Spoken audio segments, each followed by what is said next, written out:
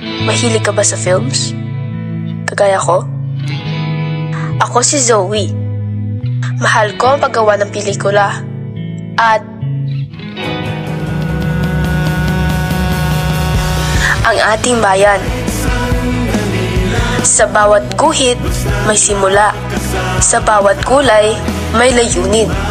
Ngunit, hindi sapat ang imahe kung wala itong sinasabi. Hindi sapat ang liwanag kung wala itong tinatamaan. Ang bayan ay hindi isang eksenang nililikha. Ito ay isang kwentong patuloy na isinusulat. Kung ang bawat kwento ay may direktor, sino ang hindi gagalaw para hubugin ito?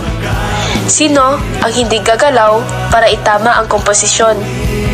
Sabi nila, ang pagmamahal sa bayan ay hindi lang pagsigaw ng damdamin. Ito ay tahimik, ngunit matapang na pagkilos.